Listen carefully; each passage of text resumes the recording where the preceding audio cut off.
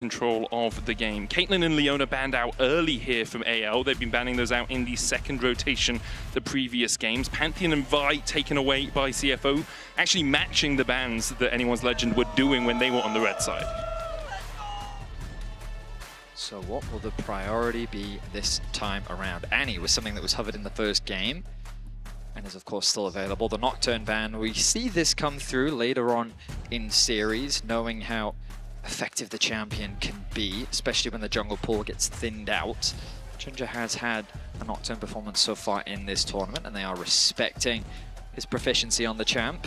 Now on the side of CFO, what are they afraid of? The Varus is the big one for me that stands out. Both Varus and Ezreal are available right now, and Hope, if he can get his hands on it, I'm sure he'd love to grab it, and there's going to be the ban. This means that Ezreal might be an early priority, but Aurora as well, another champion that both mid laners really love to play. We've seen it first picked in the draft as well, and I guess like Annie would be the immediate response if it does come through. I guess it depends on your preference. Oh, of course. Okay, so an early support, priority. Yeah, so the thing is, Alistair's gone, Nautilus is gone, Leona's gone, Nico's gone. What other engaged supports are we really looking at? Rakan is the only one that really springs to mind, but Rakan is, you can deal with it in quite a lot of different ways. There's also Kalista Renata. True. There's Braum as a possibility as well. Are we talking about Kalista Renata as good picks at MSI, or I'm just saying neither of them have won a game? Again, we've gone through this. They are a set of picks that historically have been used into Rell. Okay, I'm just throwing out the option.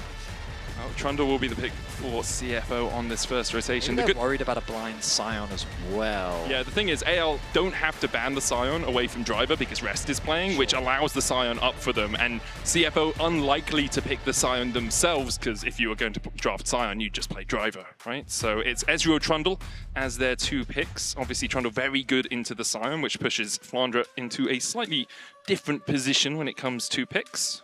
I was gonna question, do they need something like the Xayah now, or do they instead just go for a jungle pick? Tarzan's Lee Sin, an old one, but it's a good one. There's Lee Sin, Twisted Fate, if you want to play the Twisted quite Fate. aggressive. Honestly, I'm glad Twisted Fate has been lower on the priority list. I do not think that champion is being played around very well, and AL going to forego the pick. The Annie will be locked in. Just a very well-rounded mid lane champion right now. She provides good CC, she has solid laning phase, and also just in the mid game she spikes so hard with her ability to flash engage. Doggo going to be ready with his trigger figure on the cleanse. Assuming he takes cleanse, obviously has the arcane shift as well if he wants to play a little bit further back and just look for the poke. Braum is the lock here for CFO. Once again, good disengage, especially into the Rell who wants to jump in as soon as she's in the middle of you. If you haven't been caught up, if you arcane shifted away, then the concussive blows come out. The Braum can really slow her from ever getting away, because when you crash down as well, you're reducing your movement speed, which makes it quite hard for the Rell in that 2v2. Moving on to the second phase of bans now. We expect mid laner bans to come through from AL. AD carry is going to be the focus from CFO. Sivir going to be the first to take off the board. I wonder if that Xayah that we mentioned earlier will be next to hit the ban list. Kai'Sa already taken away, the Lucian, MF, Jhin, with the Varus also banned away. That pool slowly starts to get pinched with the Caitlyn taken away as well. I wonder if we'll see something new from Hope, or whether he will just stick to the Xayah. The Victor going to be taken away, known as a very safe control mage pick into the Annie. Yeah, you just have enough range, really, with the Chaos Ray to farm up the minions. Don't have to worry too much. You've got the Siphon power as well for the movement speed in the lane, and the shield. It can be quite hard for the Annie to really harass you too easily in the early game. I think Orianna has some decent value for CFO. Could be another possible ban for AL. Where will CFO go with their final ban? Yeah. It is the Senna, so that means the Xayah is available for Anyone's Legend and for Hope if he wants to pick it up. With the Rell already locked in, obviously you're not going to get that Xayah-Rakan combo, but you're looking at keeping your top lane pick for last if you're CFO. Trundle can go top, but the expectation is that that will be in the jungle. As AL look towards their final ban. Anything that you're worried about Rest bringing out? Well, the Jace will be the ban. Hover on the Blitzcrank makes no sense. Just Yeah. a hover on Blitzcrank. Yeah, I mean, when we get deeper into the draft, I thought early on about K'Sante. It's something that Rest... It's one of his preferred champions, for sure. Something that he's very well known for. I think it's his most played across his career. It's a very comfortable on this champ overall. But instead, the Hui does make more sense. Give your top lane a counter pick. That's why you brought him in for this series-defining game. You brought him in to be a bit of a wild card, to do something a little bit inventive. There's the Orianna. Good prediction on that, Vedi. As now we see Flandre having to blind his top laner. Ooh. Hope hovering through a few options. None of the ones that we talked about earlier. It depends what they're very much feeling. Jinx, I mean, doesn't have a lot of protection in a composition like this, but against an Ezreal, you should feel pretty safe to free farm. There we go. Going back to the Xayah that we kind of expected to come through. I think it's nice into the Trundle pillar specifically. We're going to go for a blind Gwen for Flandre. Flandre does love his I Gwen. think, like, Jax could just be a safe topside pick if they want something that has side lane threat, also decent team fighting. They're going to go for the Gwen. Of course, now Rest could pick up the Jax for himself. I don't know if, even though he's super comfortable on the K'Sante, I don't know if I love it into Gwen. I feel like that you're kind of giving the Gwen a bit of a free lane. I mean, I guess you could argue that you just fully itemize on the magic resistance, but at the same time, I feel like that you never really have any kill threat on the Gwen. Yeah. So you're just kind of leaving her to her own devices. How do you feel about it compositionally if it is locked in? It is actually going to be the Gnar in the end. Look for that range advantage over the Gwen in the early game, get a lot of grasps, procs off, but Gwen obviously later on can just take over side lanes. Yeah, it's much more of a lane bully in favor of the Gnar, but I think it reaches a point where the Gwen really starts to win out on the matchup. In terms of team fight value, Gnar synergizes very nicely with CFO's comp. They've got like the possibility of a wombo combo, but they're very reliant on Rest to kind of act as an engage, which I think is just a very difficult thing to do. AL's composition is a lot more well-rounded in that they have solid lanes, they have solid skirmishing just because they have Elise and Annie. They scale well because they have the insurance of Gwen playing through the side lane. It's also just like, what's the threat onto Xayah, really? If the Trundle's kind of running at you, Xayah loves that. Yeah. And while the Braum can, of course, be obnoxious for the feathers, it's a situation that I think is difficult for the Trundle to deal with. So, again, I do kind of favor AL's composition. I just feel like they have a lot of tools. And I think that in the early game, they have been the team that's consistently found these advantages. So, looking at this Annie Lee Sin, I would be very afraid going into that, especially in the hands of Tarzan.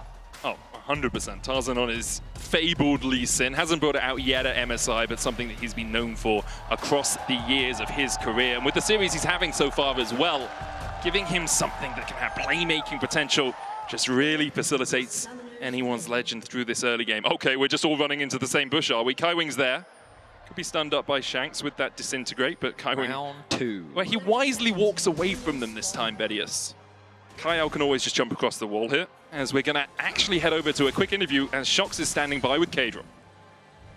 I sure am. Hello, Mark. How's it going? It's going great. This is amazing. Being in the venue, the crowd's really loud. It's really fun to see these games. Oh, yes. Oh my god, we got a level 1 fight. There's a flash forward from the Annie. A big stun with the W is going to land onto HongQ. Kaiwing's going to try and get away with the flash, and there's the flash from JunJia as well. Let's go. He still got it, guys. Hey, what's your thought on the... I mean, they chose red side finally. CFO, do you think they used it to their advantage? I mean, they got Orianna into Annie, which is a good lane. They counterpicked the Gwen, but I don't think the Gnar is that big of a counter. I think the Orianna is going to need a lot of help this game. I think it's all going to be about mid. What does your gut tell you? I think AL's comp is going to be a 3-0. Thank you. Enjoy streaming over here. A 3-0 for AL's comp, says Kadral, and the crowd here not too excited by that possibility. They did boo him. We saw a bunch of flashes burnt in the early game. Great job from Kadral for narrating that for us. JunJia no longer has a flash, nor does HongQ. Kaiwing has neither of his summoners down towards this bottom lane. As Shanks burnt his flash, Ghost was used by Flandre. Less summoners overall coming out from AL. Oh, that's a lot of damage on the Kael. It's got to be careful here. Doggo with pinpoint accuracy on that Ezreal. I think the thing is, if you're Kael, Doggo had to use his one and only health pot, and you have 2. True. So you're kind of okay with that trade, especially if you can get towards the level 2 first. Very, very good point, Medic. While AL get the push in the bot side of the map, Shanks, wow, he's bullying out HongQ in this early matchup. Normally the Orianna has the advantage early on because the Annie's, well, the Q, when you use it on your opponent, increases the cooldown. You don't get that cooldown reduction compared to when you're hitting or last hitting those minions. And normally you have that slight range advantage, so you can just kind of bully out the Annie every time she tries to walk at you. You can slow her down, but Shanks finding some good angles of attack, getting the push in this matchup. And right now, AL just kind of have 3 pushing lanes. The Lee Sin is going to be pathing towards the top side of the map, I imagine to assist with Flandre, making sure that he gets that push underneath the tower. And getting it under the tower is important, because you don't want the Gnar to potentially set up that freeze and make things very difficult. Meanwhile, we do have to give congratulations to Kaiwing, his 100th international game. Which, when you consider Kael going in here, Shadowing Strike going down as well, but when you consider the fact that Kaiwing and the teams he's been on don't often make it too far in the tournament, just shows his consistency as well. Getting over that 100 mark. He would like to make it 102 by the end of the day. Oh, he certainly would. But AL have other plans, it seems, as JunJia finishes his clear, so does Tarzan. Both of them going to get their respective scuttle crabs. Speaking of the junglers, Tarzan, it's kind of been a massive impact when it comes to the early game performances of AL. Of course, when we think back to last game, a lot of early ganks were happening, but you kind of look at the advantages that he's been able to build for himself throughout this series has been monstrous, and that K+A at 14, averaging 3 throughout this series. And you think about in the last game how many solo kills that were coming through as well. Good pillar here, but Kael holds on to the crash down, so was able to jump over it afterwards. JunJia was looking for a gank down towards this bottom side, but unable to find anything. Currently just shadowing his bot lane, yet to recall, whereas Tarzan has and is already back out on the map doing his razor beaks and pathing down towards bot. And this is part of the thing that he does. His pathing is always very smart and calculated. He's always about maximizing an efficiency when it comes to that jungle clear. Getting the reclear on the Raptors already means that he is a camp ahead of his jungle counterpart, covering the bot side of the map. I don't know if he needs to force something. I think he can just go get the Krugs and look for a base. That's what he's pinging towards right now.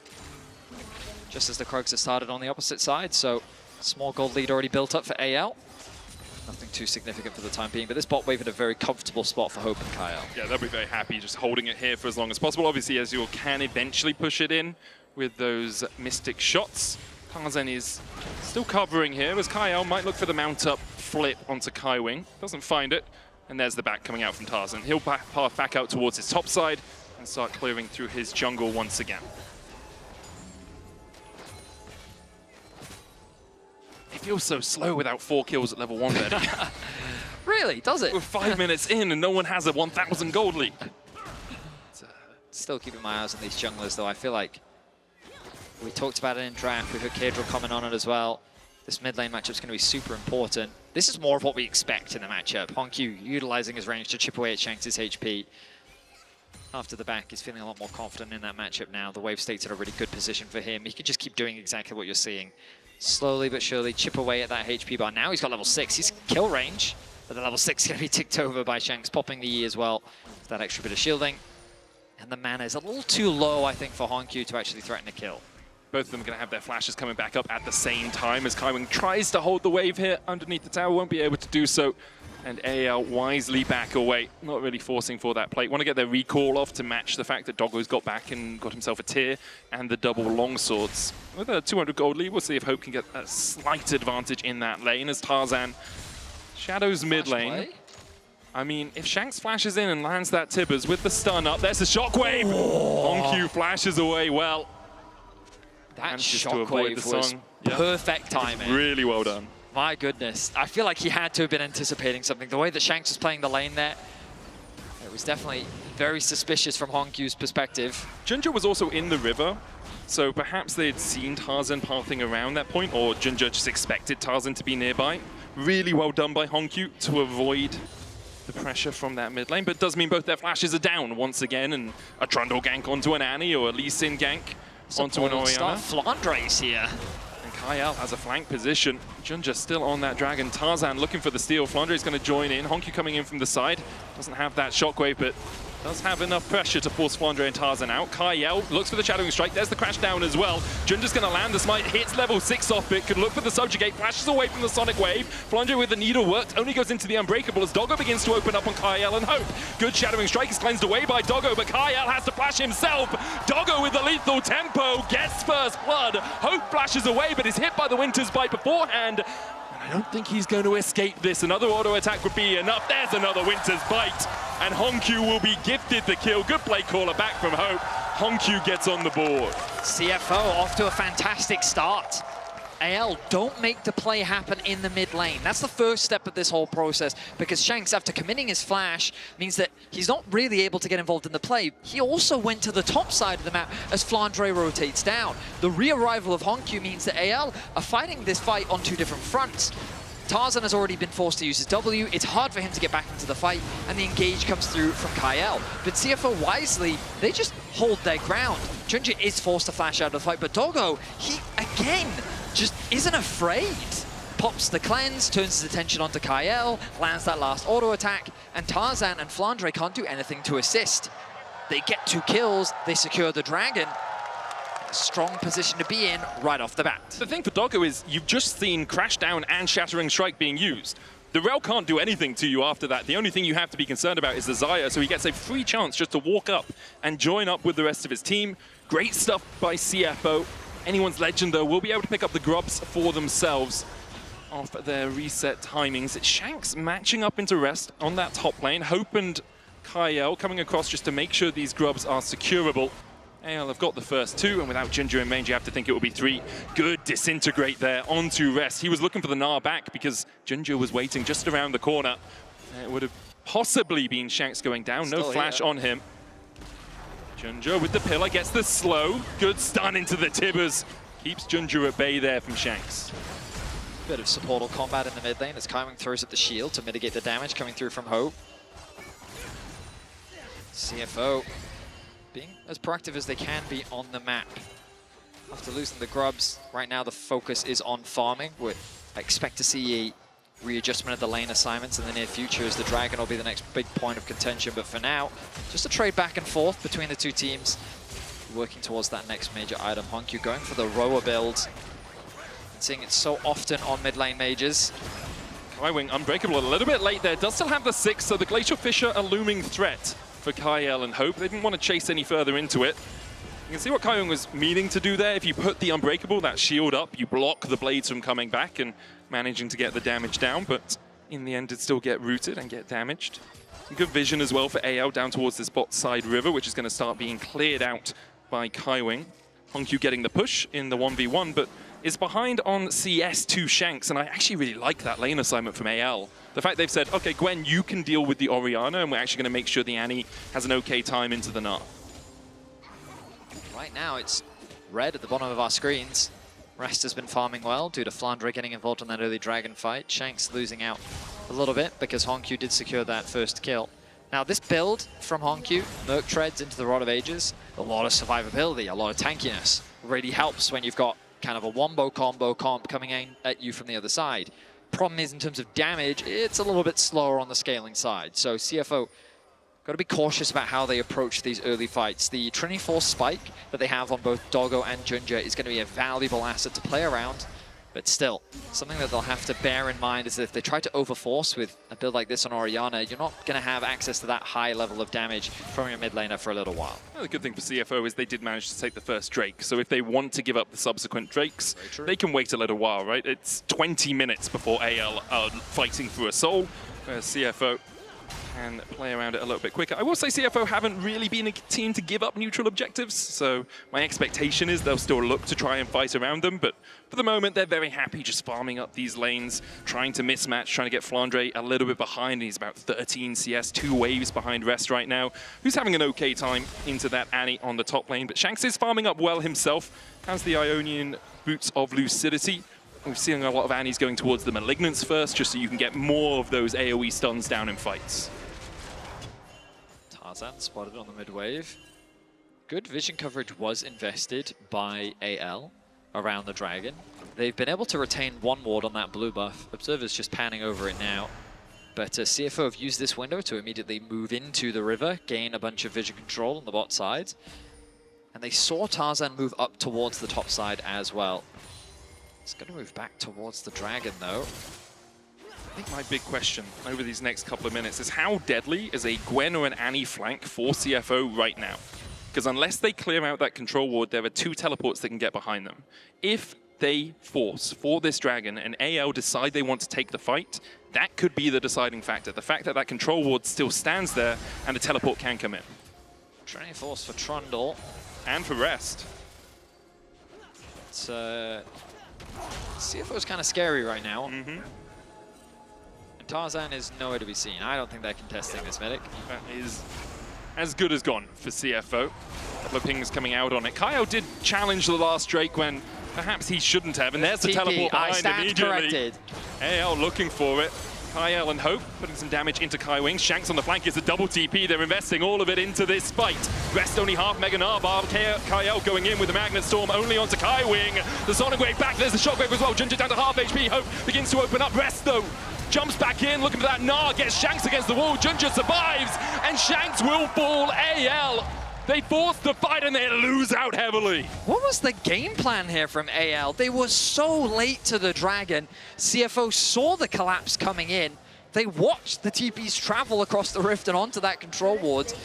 And then the coordination from AL seemed completely off. CFO happily pick up another kill. I think they even got 2 off the back of that. We'll look back at it. The engage comes through from Kael, 0 follow-up. Tarzan knows that the Braum is in the way. It does get the knock-up onto the Orianna, but there's no follow-through. Meanwhile, Flandre is just being zoned away by Rest. Rest then gets a good ultimate off onto Shanks. Kael drops, Shanks drops, and it's an easy dragon secure. A massive overforce from AL. Questionable decision-making from them that's put CFO in a great position here in this early game. They're flying high early on here. 2,000 gold, the Oysters lead. And a lot of that sitting on Rest in this top lane. Had the Trinity Force completed just before that fight. Has a 20 CS lead over the Gwen. It's about 800 gold ahead. And now with 2 dragons, CFO are the ones who can force the tempo of the game. They can make it so that AL have to fight them around the next couple of dragons. Otherwise, you're looking down a soul point, and it's Mountain Soul as well. And when you have a burst composition, you really don't want to be looking at a Mountain Soul. That extra shielding makes it so hard for you to actually get your damage to sit. If I'm AL and I press tab and I see 3 Trinity Forces on the other side, I'm like, that's an interesting state to be in 14.5 minutes into the game. Suboptimal, I believe is the phrasing. I mean, it's not that AL haven't got items of their own, but Trinity Force, I feel, is just such a good spike for so many of the champions that play it. And it makes this Herald, I think, an easy point of contention for CFO. I think that they should feel confident trying to fight this. The TP available for HongQ means he can join at any time. Doggo staying in mid lane to help get push, and JunJia there to cover. Meanwhile, Kaiwing clearing out that vision on the river. The proper steps being taken by CFO. They will spot out that ward by AL. And now it's just Rest. It's a bit isolated from his team. AL threatening a trap. Will Rest fall for it? CFO sense something up here, don't they? They haven't seen Tarzan or Shanks for a little while. Rest almost has that rage bar fully stacked, and AL back away as they see Kaiwing coming in towards that tri-bush. AL had a little bit of vision up towards the top side, but they're going to lose it. Doggo, Shattering Strike, Tarzan jumping in as well with that Sonic Wave. Looks for the Dragon's Rage, but Doggo jumps away. Dragon's Rage, kickback, Exhaust going down, and the TP coming in from the Orianna as she looks to join the fight. The Rift Herald will reset. HongQ here now. Does have that Shockwave, but will AL still take this fight on?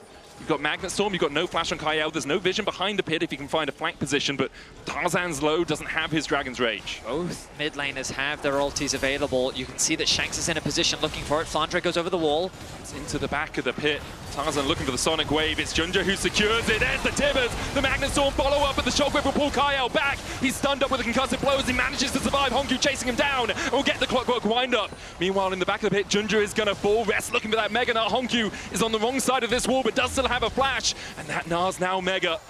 Doggo putting some damage in with those Mystic shots. And in the end, the Rift Herald secured by CFO. A 1-for-1 and a Herald. I don't think CFO is too upset about that. They played around the Annie ultimate well. The Tarzan was so low at the start of that fight. They did some serious damage to him because he tried to make a pick onto Doggo. They get his summoner spells out. That's effective. But now Tarzan still doesn't have any HP. They tried to get into the pit, nowhere near. Tarzan doesn't have the threat of a smite. It's a good Annie ultimate to connect onto 3. The Shockwave in response only connects onto 1. But Kaiwing is just blocking so much damage in the front to back. It feels like CFO feel way more comfortable. And while there's an exchange of jungler for support, they walk away with a Herald, so I don't think CFO is too upset about that. Even with a great stun coming out from Shanks, it wasn't enough for AL. They just didn't have the damage follow-up. They couldn't close that gap quickly enough. Good shockwave as well from HongQ to distract the backline. You can't step forward. The ball is that looming threat. Rod of Ages 5 stacks on it now for HongQ, halfway to getting that extra level. Yeah, I mean, that shockwave it only connected onto 1 rather, but the zone that it controlled exactly was really well done. All right, we take stock, and it's a 2K gold lead for CFO. Such a good position, and with the dragon spawning in 10 seconds, they immediately turn their attention towards it, the vision already being set up. Tarzan on the top side of the map again, not really in a position to contest. AL. Every time you've said that, they've fought, Betty. I am aware. Every time you've said it. I am aware. I'm just saying that right now, in terms of the map state, AL's not in a good position to contest this objective. Yeah, they're probably going to try and force their way in anyway. Tarzan's going to steal away the Raptors. Shanks has the teleport, so he can get down here. Rest has one of his own. Well, here we go again. Drake started for CFO. Shanks going to TP in as AL look to take the fight. HongQ is going to be met with Flandre down towards this bottom side. Flandre snips away the control ward. AL trying to gain some purchase on the river right now, but Rest is still in the top lane, building up that Mega Gnar bar. It's about to go Mega as we see the catch onto Kaiwing. Even with the Tibbers, it takes them an absolute age to kill him. The follow-up from Tarzan, though, onto Doggo is good, forcing him to Arcane Shift away. Rest isn't TPing into the fight, and that might be AL managing to get themselves on the board in terms of dragons. I have to question the decision-making there from Kaiwing. Face-checking into a brush when the rest of your team just isn't in the river. HongQ now isolated. Doesn't have flash here as well. Shockwave just about to come off cooldown, but it's not going to be enough to survive. And AL will take the neutral, and they'll take 2 kills. CFO trying to respond by dropping the Herald in mid. They've got the top tower. They're looking to get another one. Riftar charging in will give them that tier 1 in the mid lane. In fact, they're going to take it and then charge in for the tier 2. Kaiwing caught a little bit by Tarzan, but a couple of procs on the concussive blows forces Tarzan to be a bit more cautious. Rest still pushing in top. It's going to be matched by Shanks. Okay. Oh, it's a collapse possibility. Rest does have that Gnar up. Gets the wallop, gets the stun onto Kael. The Gnar back, Shadowing Strike still's going to connect. Rest with a good jump, and they switch places. It's a merry-go-round here as Rest looks for another wallop. Flandre caught out a little bit by JunJia down towards this bottom side. Doesn't have the flash, is only running Ghost. Rest escapes, and Flandre now needs to be careful, but I don't think he'll escape the clutches of CFO. Kaiwing tanks a couple of tower shots as well to make sure they take their 3rd tower of the game. So CFO were losing a bit of control, but then they find a pick on the bot side and quickly convert it into a tower. Now that's 3 out of towers the advantage for CFO. And AL, I feel like all they're doing is punishing the positioning mistakes from CFO right now, and CFO have to be a lot more respectful. Even though they have the gold lead, even though they should be playing with confidence, you can't just disrespect AL like that. They're a team that when you are out of position are very quick to collapse.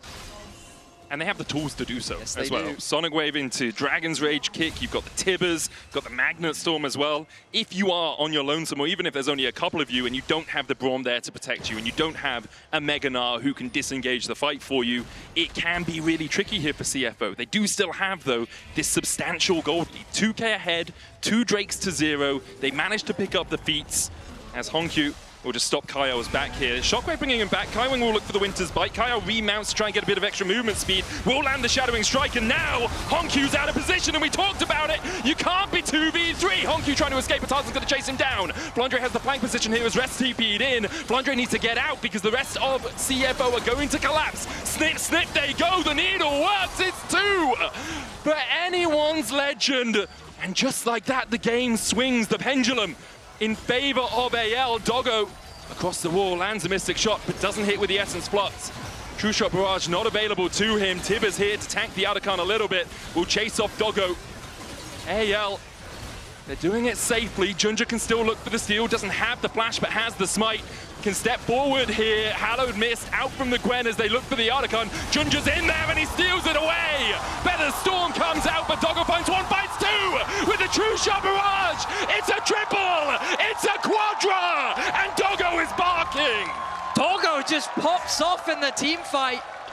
You could tell that AL was very wary of his positioning, and they used the Tibbers to try and zone away him from landing that Q poke.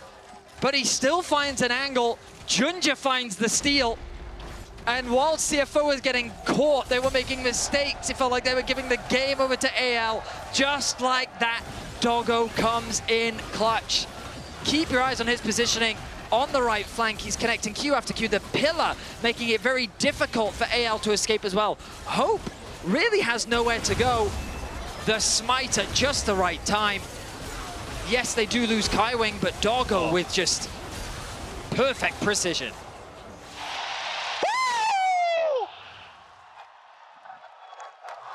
With the crowd behind him, Doggo absolutely popping off. It's been an MSI to remember for him after his miserable time in the LPL. Now showing up for the LCP. Dragon's Rage kick back onto rest here. Doesn't have the flash. Has no chance of surviving. AL once again will punish a bit of over-eagerness from the CFO top laner. CFO need to be way more careful. They keep getting caught. They have a good gold lead right now, but these mistakes can quickly cost you so much. We've seen how ruthless AL can be. They're in a fantastic spot to secure this game. They now just need to hold on to this control.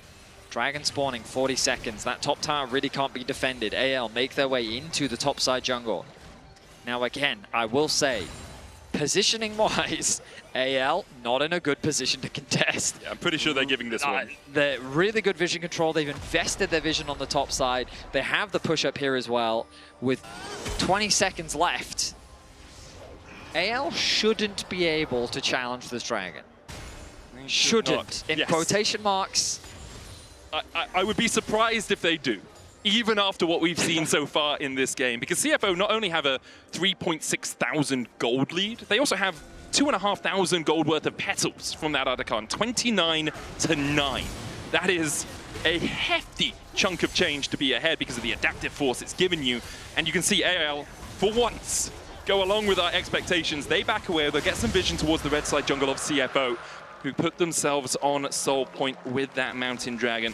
And we ruined the fact that they lost the third, but now they have the chance to take that fourth and get the mountain soul. For AL, you are very deep in a hole right now. Flandre and Shanks have very minute leads, whereas Tarzan and Hope are both 1,500-ish behind their enemy laners. 2 items complete on Doggo, 2 as well on JunJia, who has that Triforce and the Dead Man's Plate for a little bit of extra chase potential. As Shanks will get the stun onto Kaiwing here, but Kaiwing with the Mercury Treads and the Locket and a Kindle Gem is not the target you really want to burst down. CFO need to play calmly now for the next 4 minutes. Items looking strong. Doggo, I wonder if he has enough gold to actually buy an upgrade right now. He is where a lot of the gold advantage is sitting on. There it is, Spear. Spear of Sojin completed for him. JunJia is the other big strength for CFO right now, and I mean, it makes sense. You look back at that last Arakan fight, and it was these two that came up clutch. Honorable mention to Kaiwing as well. Doing what he could, considering his HP. CFO get the push over the mid wave. Top wave also pushed in. This will give him an opportunity to start moving some vision control into the top side jungle. Rest very separated from the rest of his team. He doesn't really have anywhere he can go on the map. Obviously that bot wave is far too deep onto AL's side of the map. Means that he's looking to group up with his team. Kael needs to be careful. You can get close enough to the wall to crash down over it. Kaiwing knocked back with the blast cone, but Hale don't really want to engage on the Braum. For CFO, it's kind of a waiting game. If someone oversteps, you can look for the pick and then go for the Baron, but really 3 minutes from now is what you are looking at. Get yourself that Mountain Soul, force AL to try and take a fight around it. The risk is that Hope might be at his Infinity Edge by then. He already has the BF Sword and the pickaxe. Shanks on his way towards his Liandry's as well, with the Malignance and the Bloodletter's Curse complete. Doggo. Arcane shifting across the wall. Hits the Mystic Shot, oh my god! Hits another! Hits another! Hope has the Featherstorm and has to pop it just to survive! But down you come and down you go! Doggo finds the kill, and now, with the Shockwave, Tarzan has to flash away. TP behind by AL as they look for a flank position. But Doggo didn't invest anything into that. It was purely the ultimate. A straight up solo bolo. Doggo with the assassination onto Hope. And AL may be losing all hope in this game as the Baron now started off by CFO. Flandre has his teleport, but will AL look for this? Tarzan hits the Sonic Wave onto HongQ, gets vision of the Baron, jumps away. And now he has to kick back JunJia. Kael up towards the top side, trying to keep Rest busy because Tarzan is falling low towards the bottom. Doggo surviving, arcane shifts across the wall, the exhaust coming out, a good double stump from Shanks. Meanwhile on the top side, Flandre and Rest are fighting for their lives. Doggo with a true shot barrage will kill off Shanks. And CFO once again find 2, AL find nothing. Doggo goes godlike as CFO rack up the kills. With the Baron in their sights, there's no jungler to smite steal it away. A solid game 3 from CFO with just a standout performance from the man on your screen, Doggo. Carrying so many fights, making amazing plays. And he's looking to keep CFO alive at MSI as the Baron is secured. I cannot stress enough how disappointing Doggo was when he was in the LPL. He came in with such hype, such expectation, and then struggled so much to do anything. Now back in the LCP, he is showing he's not only a player to be feared, but they're a region to be feared here as they fight back against AL. We'll have another look at this. Tarzan and Shanks just trying to find something, but JunJia just have so much damage in the chase. I love that JunJia just turns his attention on the Tarzan and says, you know what, let's just kill the jungler, why not? Doggo forced to use his summoners to escape from Shanks. And it's a good attempt from Shanks, realizing that, hey, if I can at very least kill Doggo, maybe they can't do the Baron, but that man has protection. And they find another kill. Now, Dragon, 20 seconds away. CFO should be able to pick up the soul from this. And AL, a very muted game from them. They've really only been able to punish the mistakes that we've been seeing from CFO. But Doggo has been there. Oh, God. Yeah, he is so strong. And this Ezreal speaks no English. It's absolutely absurd how much damage he's doing, how he's weaving in all of those spells. Has the QSS now as well, if he is ever caught by a Shattering Strike or by the Tibbers. Rest here with a good wallop. Gnar into the wall as well. HongQ flashing for it, but the Shockwave doesn't clip Kael as he jumps away. AL might see that as their opportunity to go for the engage, but Kael's still half HP and CFO still very healthy. JunJia's sitting on the Drake right now. Sonic Wave from Tarzan goes between the uprights. Kaiwing on the front line. Glacial Fisher going wide. JunJia still on the Drake. 6,000 HP. Down to 5 now as Tarzan tries to get into the pit. True Shot Barrage just behind him. Tarzan still finding a way to get in here. Sonic Wave hits, but it's too little, too late. Soul secured in the priceless moment of the game for CFO. Great patience from CFO, just leveraging their range, their zone control, their poke. JunJia, he's not afraid of anything. Good pillar from JunJia. They turn around onto him with the Magnet Storm, and with the Tibbers, they'll get the kill. Tarzan looking for a flank here, has that Dragon's Rage, but can't find an avenue to approach. CFO still with the Baron for 40 seconds. That's about one more wave worth of pushing time. I wonder if they're going to keep going with this. Tarzan's gone to go and catch mid-wave to make the siege that much harder. Orianna's Shockwave is about to come off cooldown, and AL hold the line for now. Tarzan, he's got to retreat. Has to get away from Rest here. The Hyper Dragon's Rage has to be invested. Rest would have the chase potential with that extra movement speed. And now for AL, it's all hands to the pumps. How do you extricate yourself from a situation like this? 5,000 gold behind, you don't have a Skarner to hit a 3-man impale. It has to be something pretty darn special here from anyone's legend.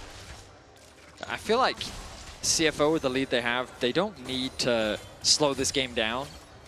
On the one hand, you could argue they can just wait for Baron, but I really don't think they need to. They don't have to allow AL to have more time to maybe complete that extra item.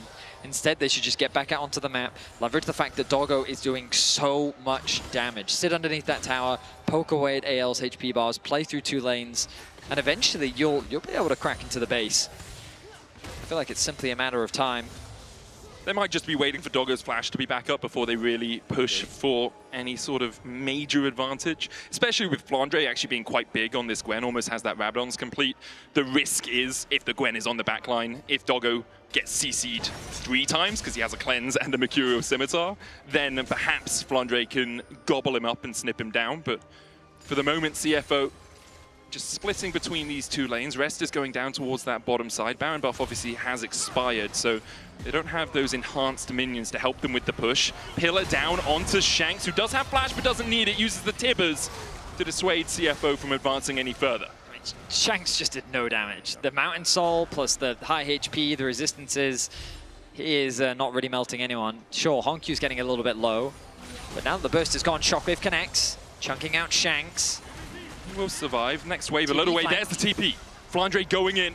AL have called their moment for the fight. Shanks is going to recall and then TP back in. Counter TP coming out from Rest as Flandre puts the needles through HongQ, but just doesn't have the damage. Backs away. Counter TP there from Shanks, but now he's all on his lonesome. Tarzan going in. There's the stun. Tarzan dashes back with the Iron Will, trying to survive. Getting to Kael, but he can't do it. True Shot Barrage out as Doggo and HongQ will secure that kill. JunJia follows up with another one. Rest chasing Shanks down towards the bottom side. He's got a stun lined up, but Rest is just trying to keep AL from defending their tower. Doggo dashing forward. Flandre trying to snip through him. The blades come back with the Feather Storm, and Doggo still survives. Flandre and Hope do not have that same luxury. Shanks will join his team in the afterlife as these oysters are flying high.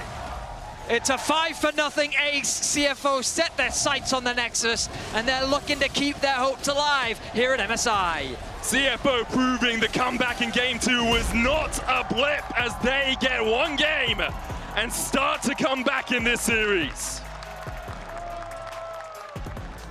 Impressive stuff. There were definitely a few moments where I started to get worried for CFO. They were overextending, they were getting caught out. But Doggo, the hero, comes up massively for CFO. Let's hear what the analyst desk has to say about that one.